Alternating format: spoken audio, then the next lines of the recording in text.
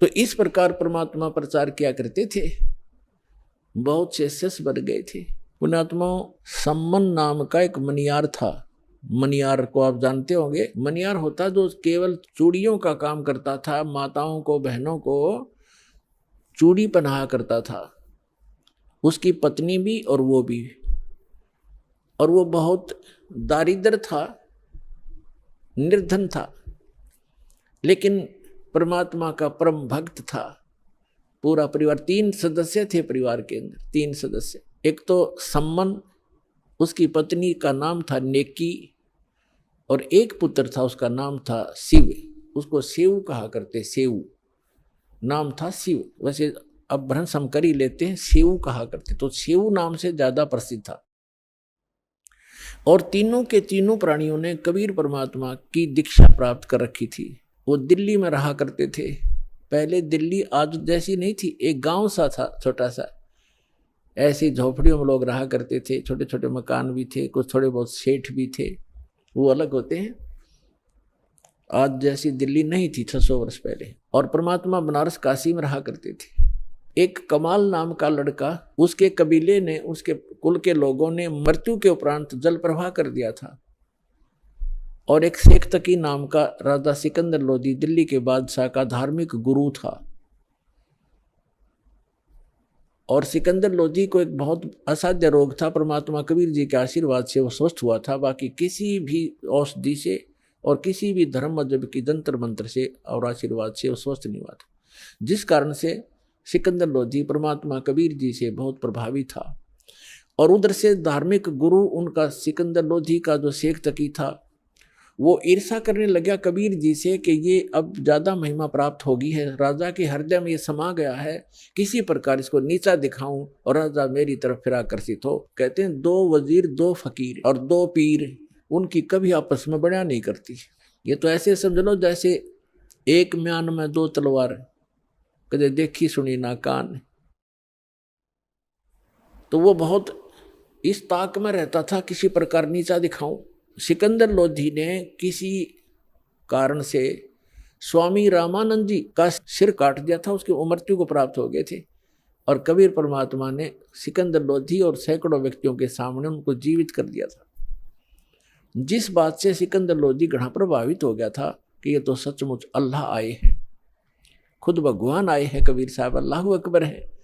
अब अल्लाहु अकबर यही काम करता है, मुर्दे को जीवित कर दे, रोगी को स्वस्थ कर दे, निर्धन को धन दे दे, तो भगवान यही काम करते हैं। तो वो सभी काम कर रहे थे। सिकंदर लोधी का पक्का विश्वास हो गया था कि सचमुच गॉड है, खुदा है। परमात्मा कहते हैं, राज तजना सहज है, सहज त्रिया का ने, मान बढ़ाई ईर्षा बाई दुर्लभ तजना। ये राज भी छोड़ सकते हो, अपनी सुंदर पत्नी को भी त्याग सकते हो, और कहते हैं मान बढ़ाई और ईर्षा ये नहीं छूटती जीव पर, ये छूटे बिना भगवान मिला नहीं। बात वहीं की वहीं रही।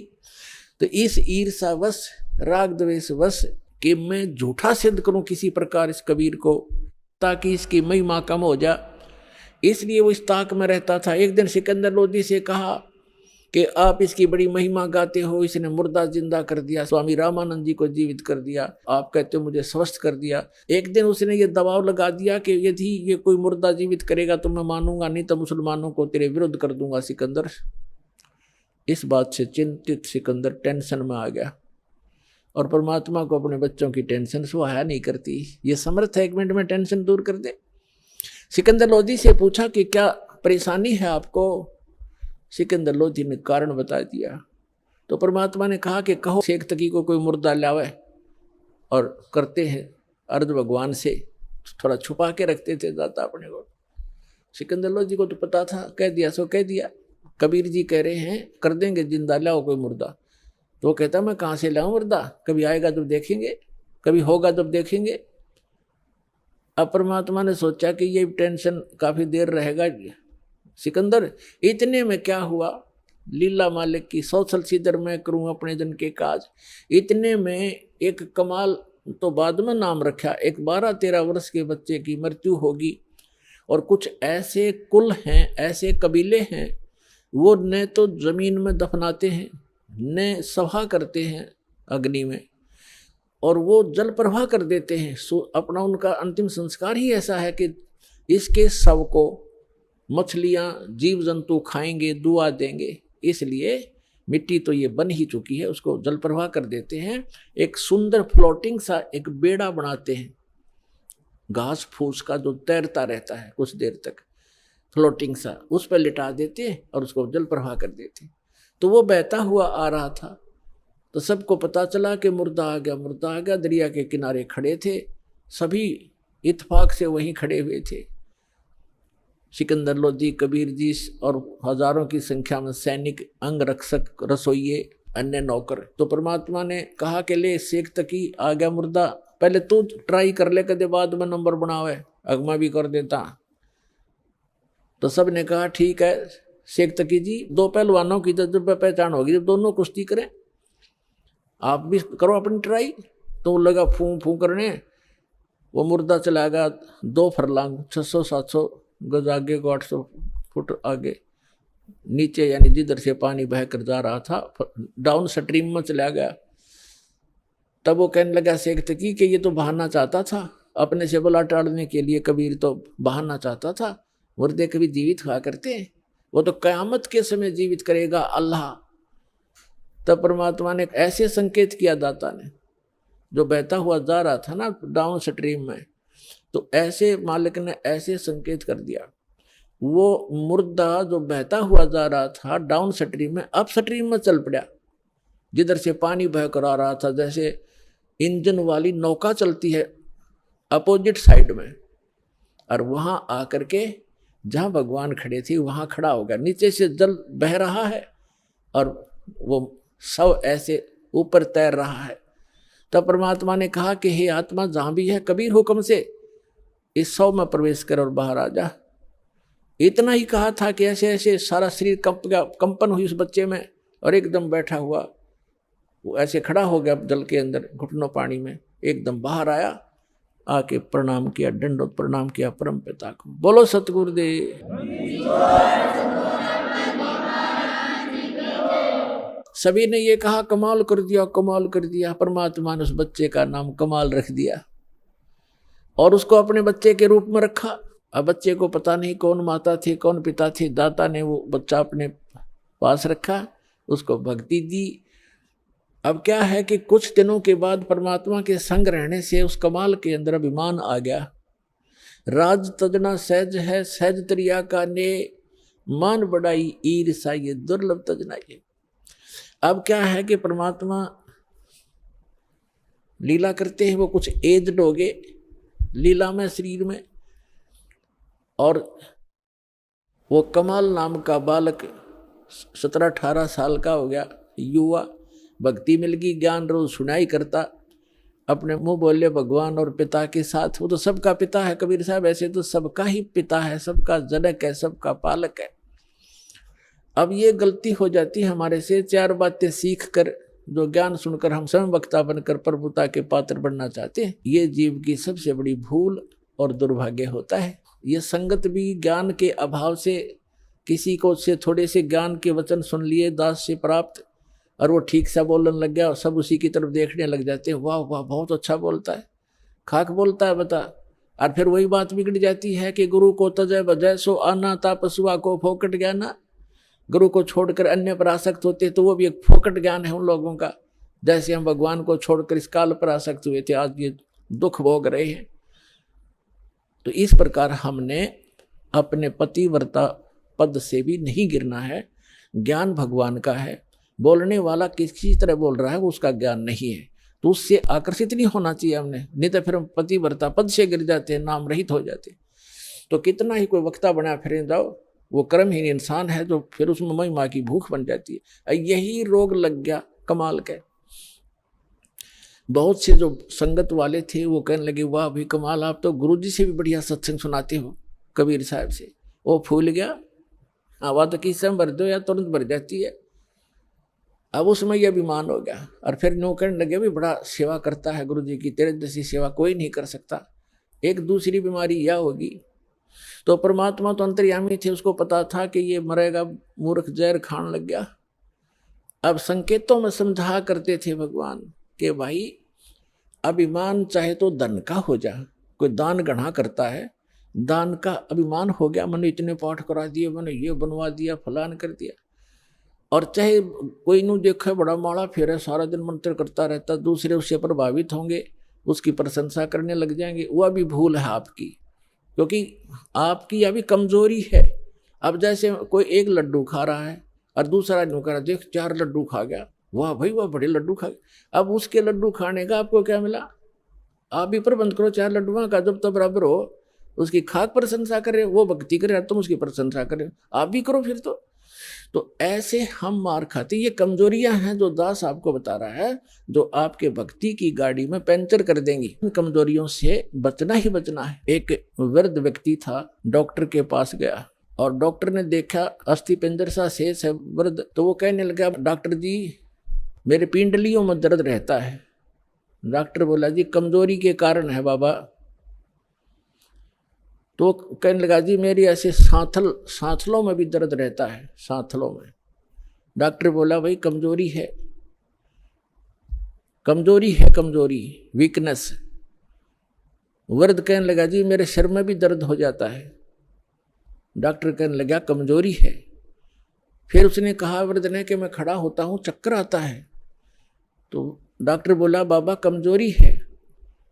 अब वृद्ध ने गुस्सा आ गया, ने बोला, तू डॉक्टर है गम चक्कर, एक के बाद जाने कमजोरी है कि मैं और भी बताओगा।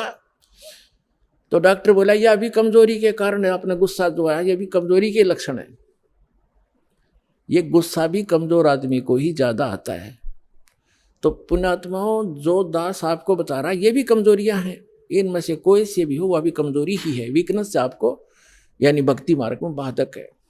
परमात्मा कहते हैं, जैसे माता गर्भ को रखे यत्न बनाए, ठेस लगे तो छन्न होवे, तेरी ऐसे भक्ति नसावे। जैसे किसी बेटी को, बहन को, माई को गर्भ रहता है तो उसको वो जानती है, उस गर्भ को प्रफुल्लित करने के लिए वो कितनी सावधानी बरतती है। किसी बहन को 2-4 वर्ष के शादी के उपरांत जब गर्भ रहता है, अब उसको पता है वो कितनी चिंतित रहती है। करवट लेते समय रात को भी ये चिंतित एकदम फड़क के उठती है, कहीं मेरे बच्चे पर दाब ना आ गई हो, मेरा गर्भ खराब ना हो जा। ऊंचे नीचे पर पैर रखते समय भी बहुत ध्यान से चलती है, खाने पीने की भी वो बहुत सावधानी बरतती है कि कहीं मेरा ये गर्भ रूपी लाल नाश ना हो जाए। तो परमात्मा कहते हैं, जिस दिन आपने परमात्मा की असत भक्ति मिल गई तो आत्मा के अंदर आपका भक्ति रूपी वो गर्भ स्टार्ट हो गया उस दिन से। अब यहाँ बताते हैं कि जैसे माता गर्भ को रखे यत्न बनाए और ठेस लगे तो क्षीण होवे, ऐसे भक्ति नसावे। तो ऐसे ये ठेस नहीं लगने देनी चाहिए भक्ति रूपी गर्भ के, ये मोक्ष रूपी लाल बनाने के लिए बहुत सावधानी बरतनी पड़ेगी आप। तो उस कमाल के मन में दोष आ गया। परमात्मा बार बार कहा करते, सत्संग में सबको सामूहिक ज्ञान दिया जाता है, प्रत्येक व्यक्ति को नहीं बताया जाता। और जैसे औषधि मुख के माध्यम से, गोलियां, दवाई, जड़ी या इंजेक्शन के माध्यम से एक ही स्थान पर लगाई जाती हैं, वो जहाँ दर्द होता है, जहाँ पीड़ा होती है, वो औषधि वहाँ काम कर देती है। तो सत्संग के माध्यम से सामूहिक इंजेक्शन लगाए जाते हैं ये वचनों के, और जिसमें जो वीकनेस जहाँ की है उसी का वो औषधि काम कर जाती है। बुद्धिमान उसको समझ जाते हैं, आगे सुचारू हो जाते हैं और वो अपनी कमजोरी को ठीक कर लेते हैं। बुद्धिमान वही होते हैं। इतना कुछ कई बार कहा परमात्मा ने कि जो दान ज्यादा करता है, यदि उसके मन में अभिमान आ गया, कराया नाश हो गया। कबीर साहब कहते हैं, तन मन धन दिया तो भला किया, सिर का दासी भार, और जब न्यू कहा कि मन दे दिया तो बहुत सहेगा मार। वो तो दिया हुआ तक गया, नाश हो गया, दुर्गति और हो जाएगी तेरी। तो किसी भी प्रकार का सेवा का अभिमान हो जाए, अभिमान तो अभिमान ही है, वो तो नाश ही करता है, भगवान से दूर करता है। लेकिन कमाल की बुद्धि भ्रष्ट हो चुकी थी, परमात्मा के साथ रहकर भी वो अपनी ही चलाता था। पुण्यात्मा जैसे मन में बहुत सी बातें आती हैं।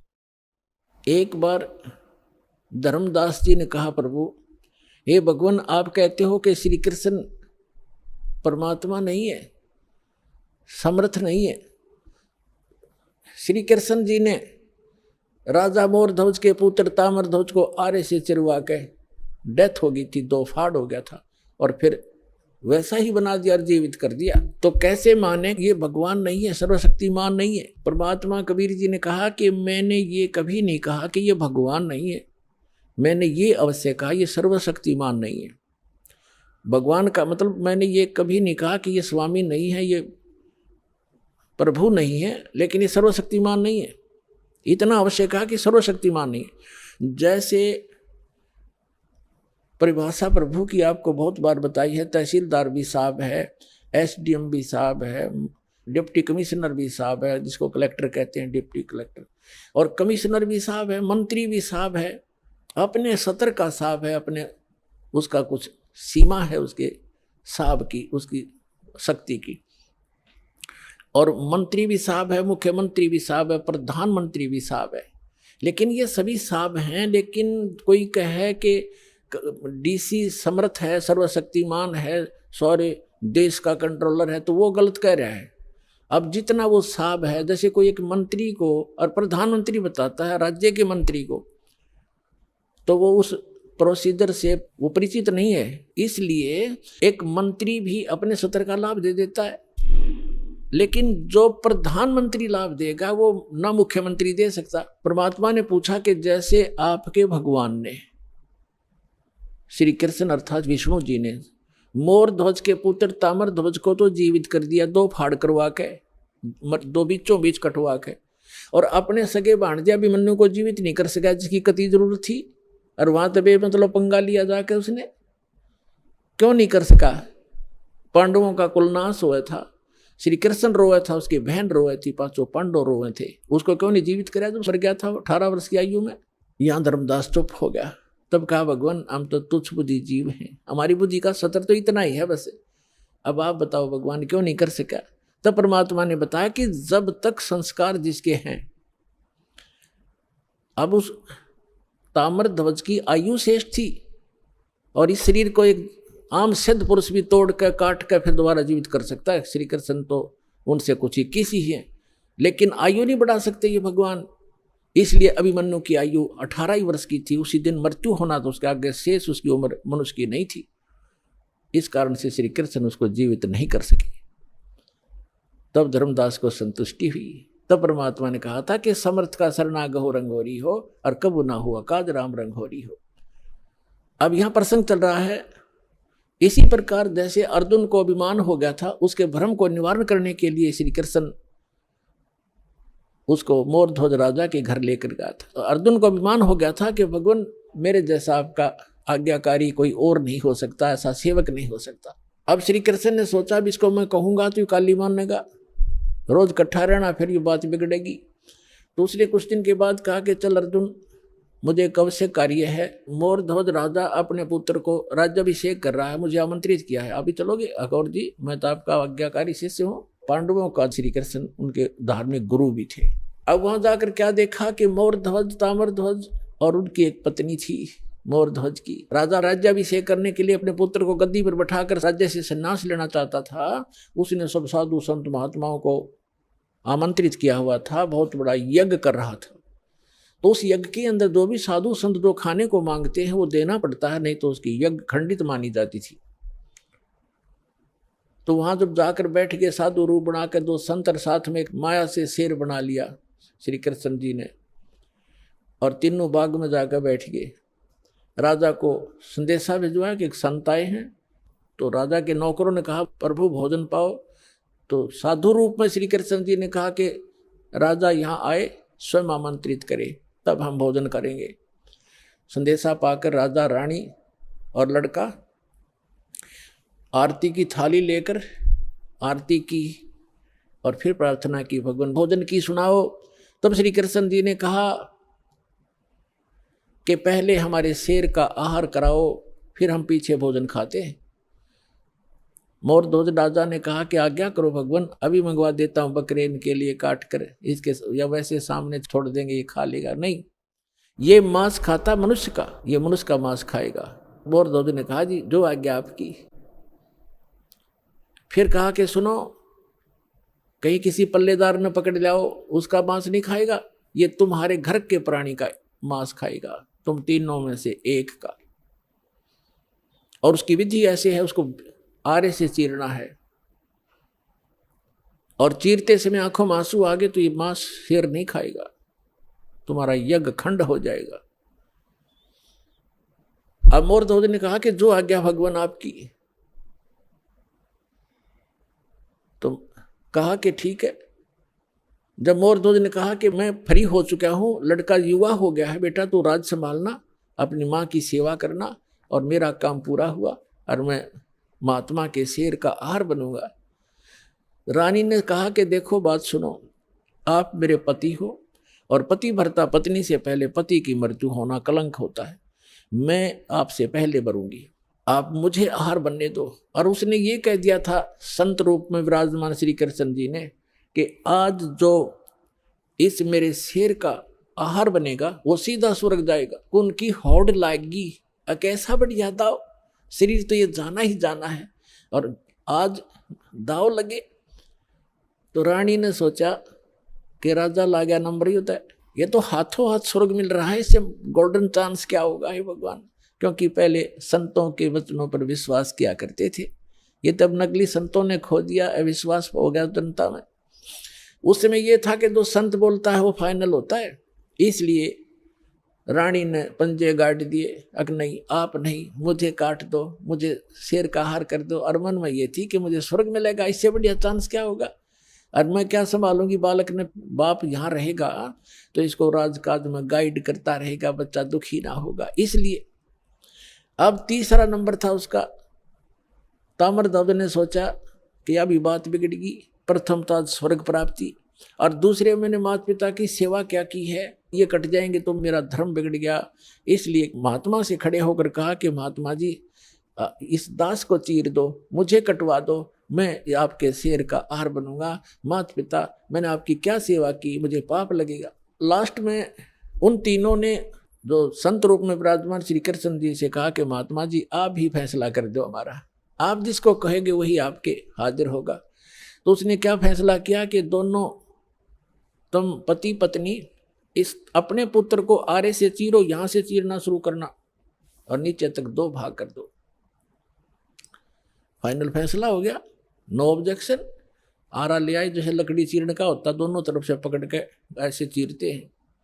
लड़का बैठा लिया नवा धोआ के, और ये कंडीशन थी कि आंखों में आंसू नहीं आने चाहिए। अब फिर जब वो चीरने लगे ना, बीचों बीच चीरना प्रारंभ कर दिया था, और चीरण में एक उठा लकड़ था, 5-4 रुपये मारे आर पार हो जाना था वो। तो उस समय श्री कृष्ण जी यानी महात्मा रूप में विराजमान ने कहा कि ऐसा करना, ये दायां जो हिस्सा है राइट साइड ही शेर खाएगा, बाएं को एक तरफ फेंक देना। अब लड़के की आंखों में आंसू आ गए, ताम्रध्वज की आंखों में आंसू आ गए, आंसू आ गए। और माता पिता ने जल्दी में चीर दिया, ज्यादा देर नहीं देखा जाएगा लड़का। यूं कहते ही वो आधा हिस्सा 2 भाग हो गया था। तो फिर श्री कृष्ण ने कहा कि भाई ये हमारा काम नहीं, इसकी आंखों में आंसू आ गया, इसका मुंह ममता रहेगी कोई, ये रो रहा है लड़का। तो उस अभी तड़फ रहे शरीर से आवाज आई कि हे अंतर्यामी, आप तो महात्मा हो, अंतर्यामी हो, मैं इसलिए नहीं रो रहा था कि मुझे कोई ममता है, मैं इसलिए रो रहा हूं कि मैं इतना, मेरा कोई लेफ्ट साइड का इतना गंदा होगा, मैं इतना पापी हूं कि मेरा पूरा शरीर भी आपके काम नहीं आ सका, इसलिए रो रहा हूं। तब खुश हो गए वो संत और खड़ा होकर के उसको आशीर्वाद दे दिया। वो बच्चा नो का नो जीवित हो गया।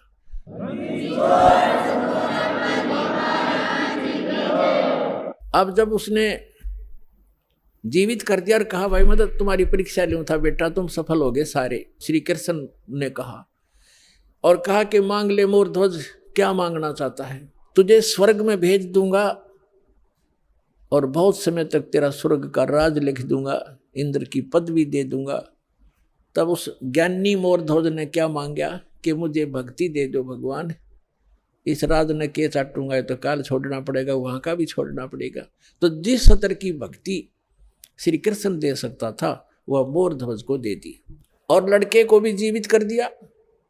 लेकिन जन्म मरण न श्री कृष्ण का समाप्त ना मोर ध्वज और ताम्र ध्वज का, ना उसकी पत्नी का समाप्त हो सकता। अब कहने का भाव ये है कि अर्जुन ये देखकर इकट्ठा हो गया, न सुकड़ गया।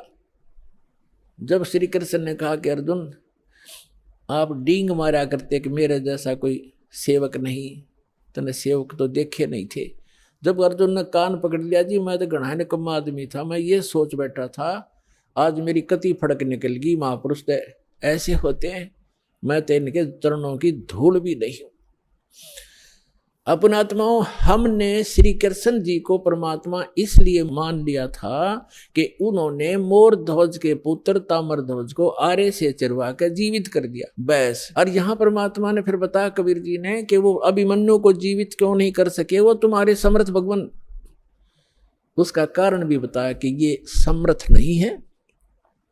और ऐसी ऐसी तो बहुत से संत भी सिद्धियां रखते हैं जो मुर्दे को जीवित कर सकते हैं, लेकिन उनकी आयु नहीं बढ़ा सकते, किसी सूरत में नहीं बढ़ा सकते। आयु की वृद्धि केवल परमात्मा पूर्ण ब्रह्म कर सकते हैं। मासा घटे ना तिल बधे, विदना लिखे जो लेख, और सच्चा सतगुरु मेट कर ऊपर मार दे मेघ। अब अर्जुन की फड़क निकालने के लिए उन्होंने ये लीला की, उधर से अपने भक्तों की परीक्षा भी करनी थी।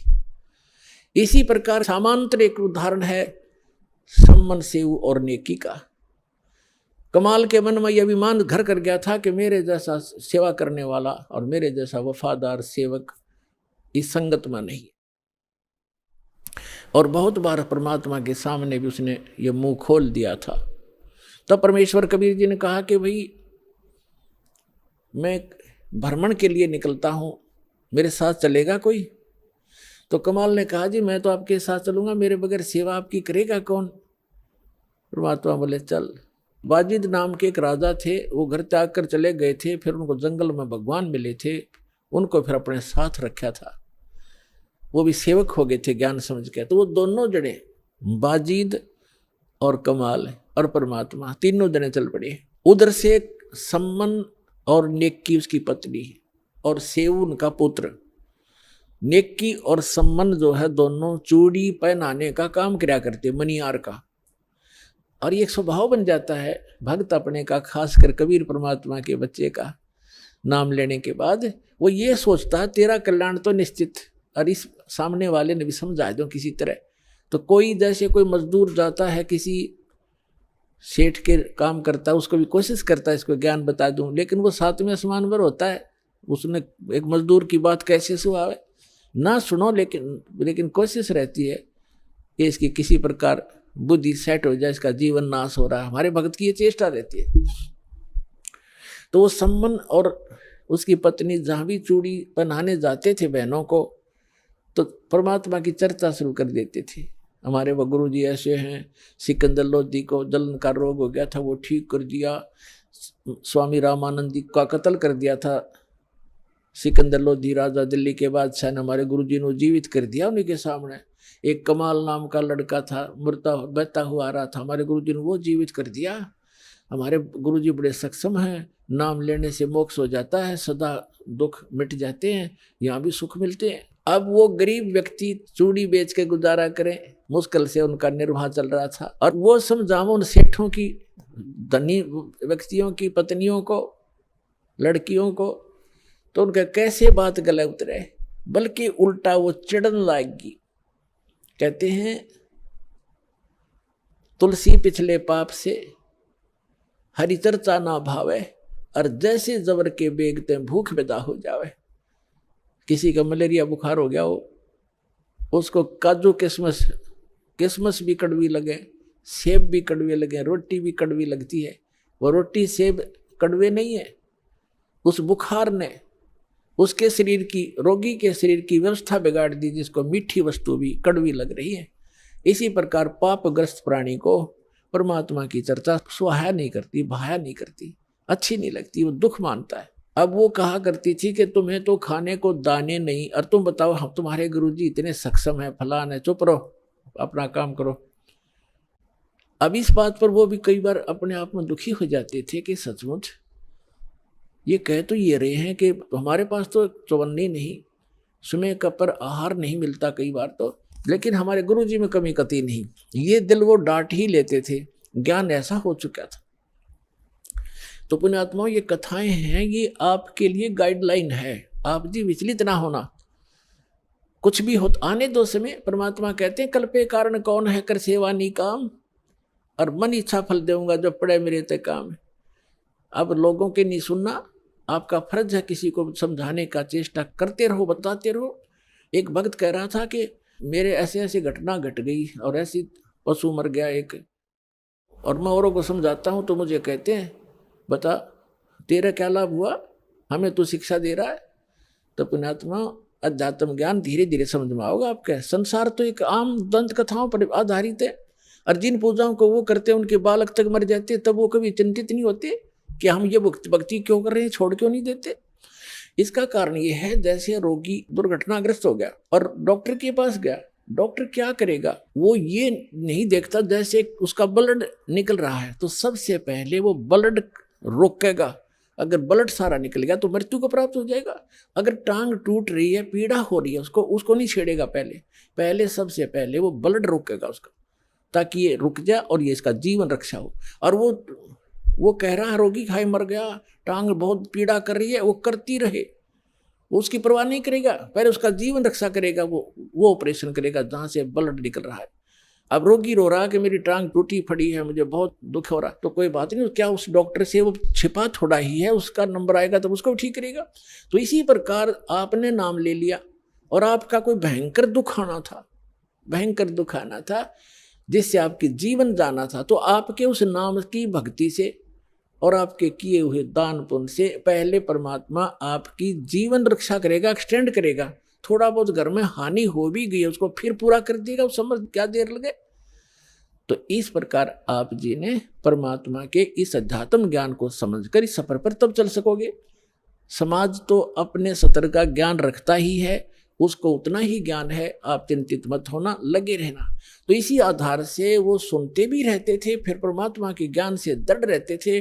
फिर भी कहीं ना कहीं जो एक बार नहीं 2 बार सुनाने से चिढ़ जाता था, उसको छोड़कर अन्य को वो सुनाते थे, अपना काम जारी रखा। अब उधर से क्या हुआ, एक दिन अपने आंगन में बैठकर, गर्मियों का मौसम था, शाम के समय अपना बैठे थे तीनों, पिता पुत्र पत्नी उसकी, और वो लड़का जब बच्चों में जाता था वो भी यही चर्चा करता था कि हमारे गुरुजी के सिकंदर लोधी दिल्ली के बादशाह भी शेष हो गए, वीर सिंह बघेल काशी नरेश हमारे गुरुजी का शिष्य है, बिजली खां पठान मगर नरेश हमारे गुरुजी का शिष्य है, ऐसे ऐसे सुख देते हैं, ऐसे ऐसे सुख देते हैं। बच्चे भी बताया करते हैं अन्य बच्चों में बैठकर हमारे बच्चे, तो वो बच्चे उसको चढ़ाते थे सेवक को कि तुम्हारे गुरुजी तो लालची हैं, वो तो राजाओं के घर जाते हैं और तुम्हारे घर ना आए कभी भी, क्योंकि तुम गरीब हो, तुम्हारे घर क्यों आएंगे। तो वो बच्चा इस बात से दुखी हो जाता था। अपनी माँ से एक दिन कह रहा था, दोनों पिता पुत्र वहीं बैठे थे, उनकी माँ भी बैठी थी बच्चे की, तो लड़का कहने लगा पिताजी गुरुजी कभी अपने घर भी आएंगे। तब नेकी ने कहा बेटा अपने घर तो वो रहते ही हैं, हम भगवान से जुड़ गए हैं तो हमारे साथ है परमात्मा, हमें दिखाई नहीं देते।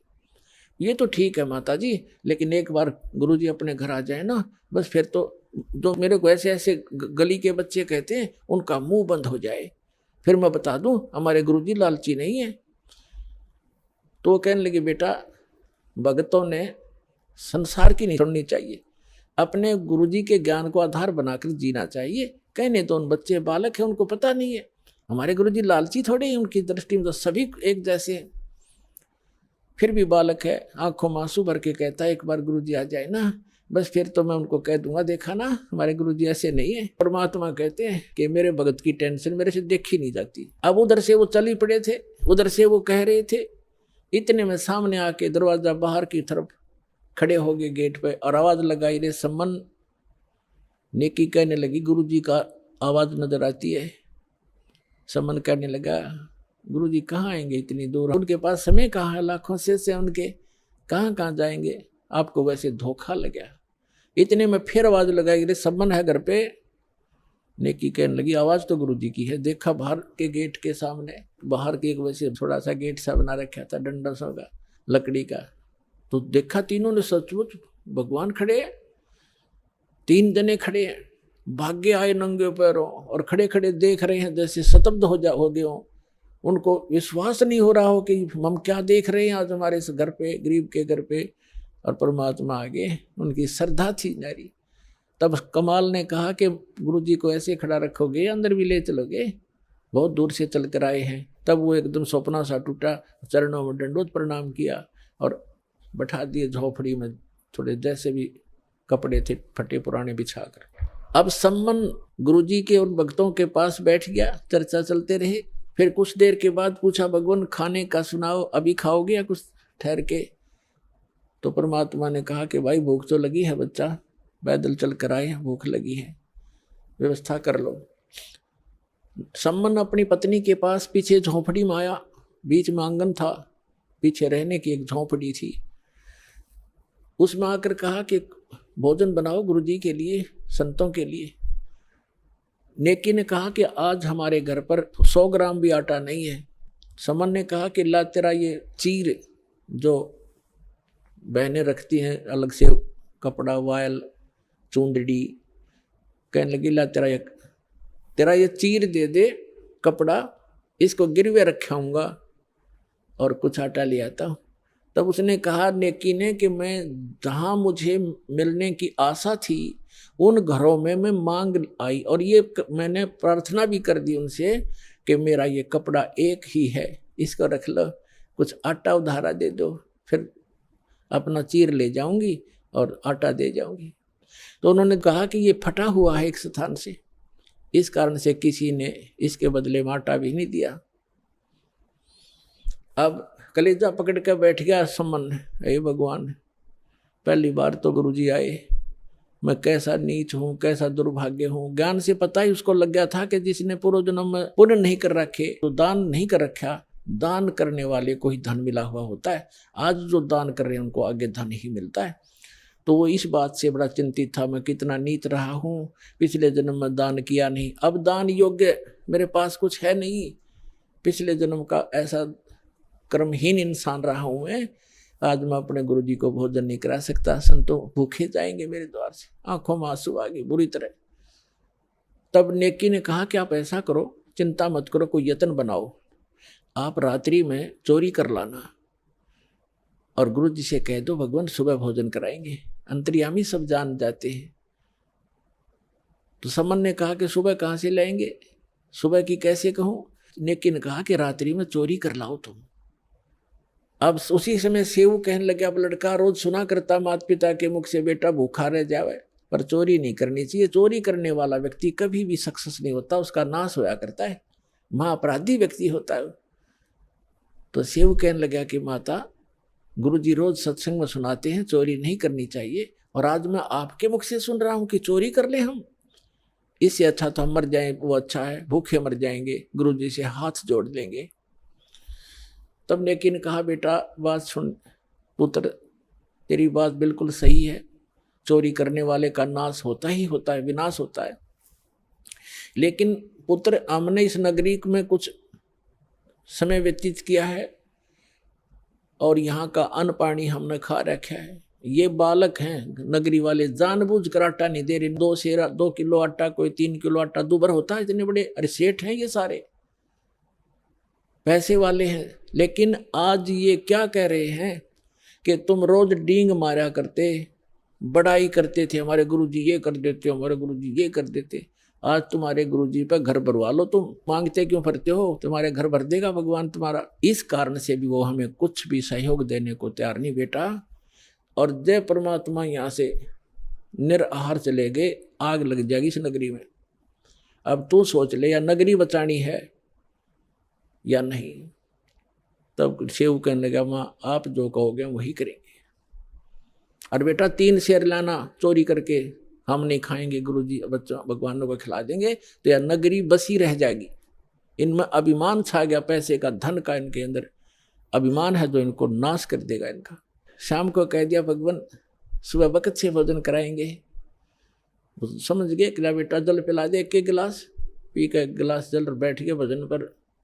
लेटने वाले लेट गए। 12:30 बजे से रात्रि के दोनों पिता पुत्र चोरी करने चले गए। पहले कच्ची मिट्टी के महल मकान होते थे, छोटी ईंटें होती थी, बिल्कुल छोटी, तो कच्ची ईंटों का वो मकान था, उसमें सुराख कर लिया, ऐसा अंदर प्रवेश कर जा, ऐसे घिसट गए। तो सम्मन ने कहा कि बेटा तू बाहर रहना, मैं अंदर जाता हूँ, और यदि लाला जी जाग जावे मैं आटा बांध के कपड़े में और बाहर फेंक दूंगा, तू लेके भाग जाना। तब सेऊ ने कहा पिताजी अंदर मैं जाऊंगा, और यदि लाला जी सेठ उठ गए, जाग गए, तो मुझे पकड़ भी लेंगे, तो मैं बालक करके मुझे माफ कर देगा राजा, और नहीं ये राजा चोरों को माफ नहीं करता, फांसी देता है। और पिताजी आप तो बड़े हो, आपको अक्षमा नहीं करेगा। तब सम्मन ने कहा बेटा अगर तेरे को फांसी दे दी तो मैं क्या करूंगा, जी कर, मेरा कहाँ ठिकाना होगा।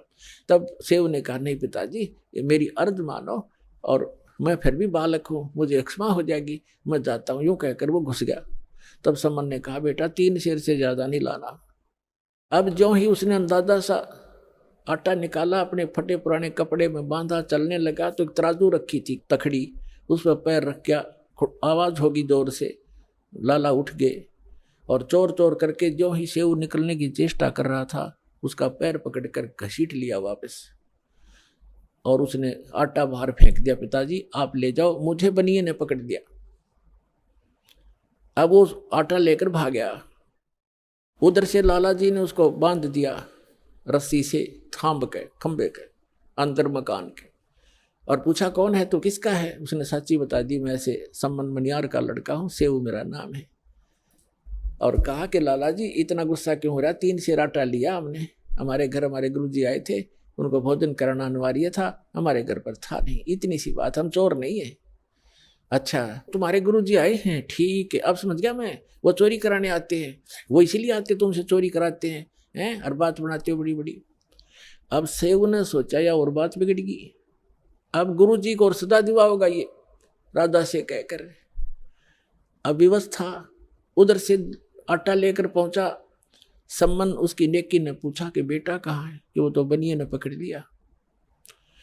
अब नेकी के मन में कैसी प्रेरणा आई कि ये तो बात बिगड़ गई, लड़का पहचान में आवेगा, और पुलिस वाले हमारे घर आएंगे, अभी आ लेंगे घंटे भीतर, और गुरुजी को पकड़ेंगे और कहेंगे कि ये कराता है चोरी, ये कभी चोरी नहीं करते थे, आज ये आया है तो इसने चोरी कराई है, और गुरुजी को दंडित करवाएगा सेठ। जैसे उनकी बुद्धि ने काम किया कि आप जाओ लड़के का सिर काट लो, किसी प्रकार बुला बुलू के, और बाहर सिर निकलवा लेना, और सेठ से कहना कि छोड़ना मत, रस्सा बांधे रख, 2 बात बतलानी है।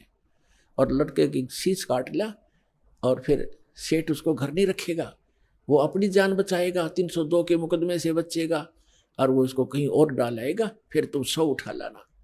अब नेकी लेके इतना बड़ा थुरा और चल पड़ा, और जाके कहा कि सेऊ बेटा 2 बात करनी, कल तो आप शायद मारे जाओगे बेटा, और हम 2 बात बताना चाहता हूँ तेरे कान में। तो सेऊ ने कहा लाला जी से कि सेठ जी मुझे कुछ 2 बात करनी मेरे पिताजी से, बाहर मेरा बाप खड़ा है, मुझे 2 बात कर लेने दे। वो कहने लगा नहीं नहीं, तू भागने की चेष्टा करता कि नहीं, रस्सा ढीला कर दे पैर का, बांधे रख मजबूती से, इतना मैं शीश निकाल कर बात कर रहा हूँ। अब सेठ ने सोचा कि ज्यादा चोरी तो कुछ की नहीं है, थोड़ा सा ढीला कर दिया, रस्सा थाम के बांधे रखा। तब सम्मन था, बाप का हाथ नहीं चला बेटे का सिर काटने, पीछे को हाथ करके, और ऐसे स्तब्ध हो गया, ना हाथ आगे हो, काटने की हिम्मत नहीं पड़ रही थी। तब सेऊ ने कहा पिताजी बात सुन, यदि आप मेरे पिता हो, मैं आपका अंश हूं, तो आज मेरी बात को मानना पड़ेगा, नहीं तो मैं आपका बेटा नहीं हूं, किसी गैर की संतान हूं।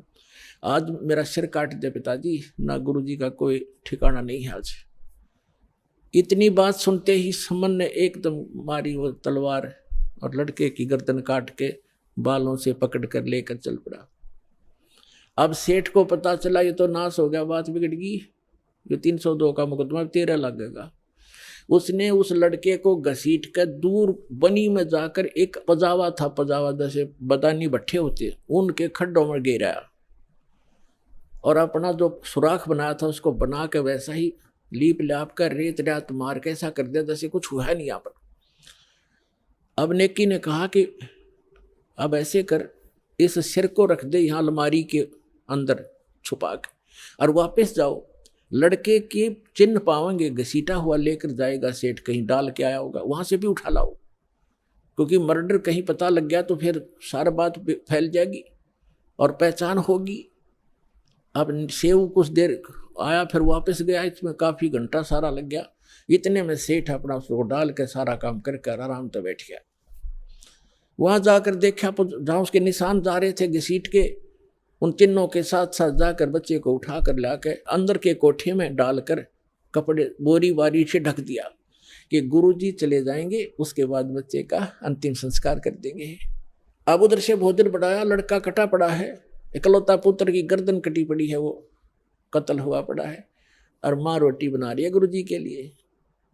भोजन बना के और कहा सम्मान से कि बुलाओ महात्मा जी को, गुरुजी को जल्दी भोजन करा देंगे, फिर ये प्रस्थान कर जाएंगे वक़्त से। सुबह 5 बजे भोजन करा दिया, 4:30 बजे बना दिया। परमात्मा उठे, उनके तीन पात्रों में, 3 दोनों में भोजन डाल दिया, सारा जितना बना रखा था। परमात्मा ने कहा भाई ऐसे करो, इसको 6 दोनों में डालो, 3 तुम हो 3 हम हैं। तो समन ने कहा महाराज जी हम तो फिर खा लेंगे, आप खाओ। नहीं, परमात्मा बोले प्रसाद बनाएंगे भाई और सब खाओगे, बैठ जाओ। अब वो दोनों बैठ गए, उन्हें 5 पात्रों में कर दिया उसको। परमात्मा ने कहा 6 में कर भाई, वो 6 में कर दिया। 5 बैठ गए खाने के लिए, अपने अपने सामने रख के, और यूं नहीं बताना चाहते कि लड़का ऐसे हो गया। अब वो ये सोच रहे थे गुरुजी पूछेंगे तो बतावांगे, भाई हम जिक्र भी नहीं करना चाहते, और पूछेंगे तो कह देंगे जी कहीं खेलने चला गया होगा। वो तो अंतर्यामी थे, कहाँ पूजना था उन्होंने। तब कहा कि आओ सेव जी मिलो, ये प्रसाद प्रेम, शीश कटते हैं चोरों के और सादा को नितक सेम। कहते हैं सेव धड़ पे शीश चढ़ा, वो बैठा पंगत माँ, और नई निशानी गर्दन कहियो ओ सेवक ना। बोलो सतगुरुदेव।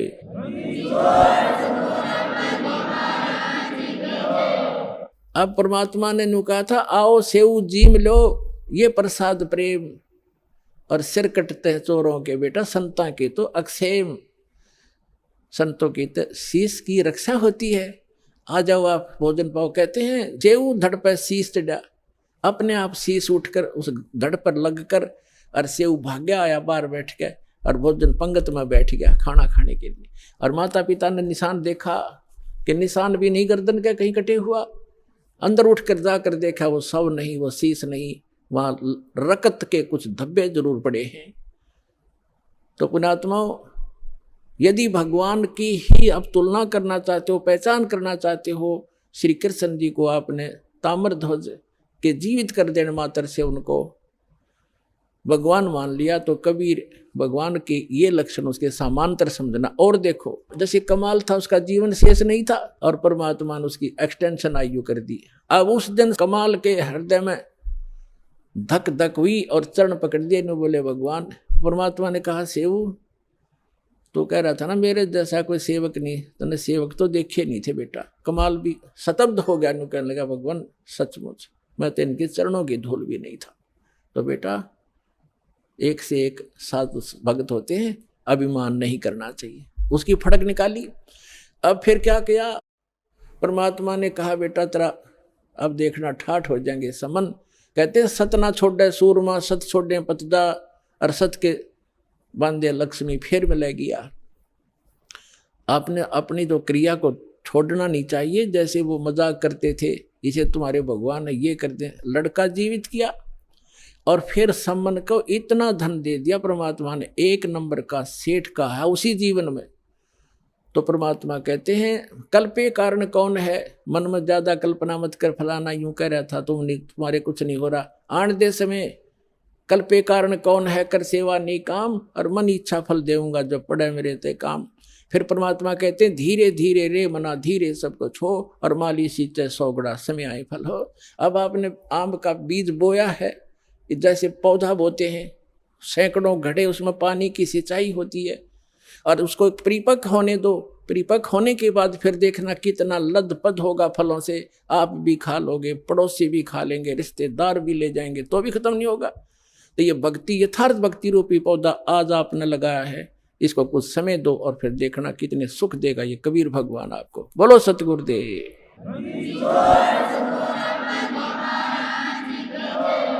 तो पुण्यात्मा इस सत भक्ति के करने से आपको यहाँ भी सहायता मिलेगी और उस स्थान पर चले जाओगे जहाँ कोई दुख नहीं। अपनी भक्ति करो, औरों को समझाओ और बार बार सतलोक आश्रम बरवाला माओ। बोलो सतगुरुदेव।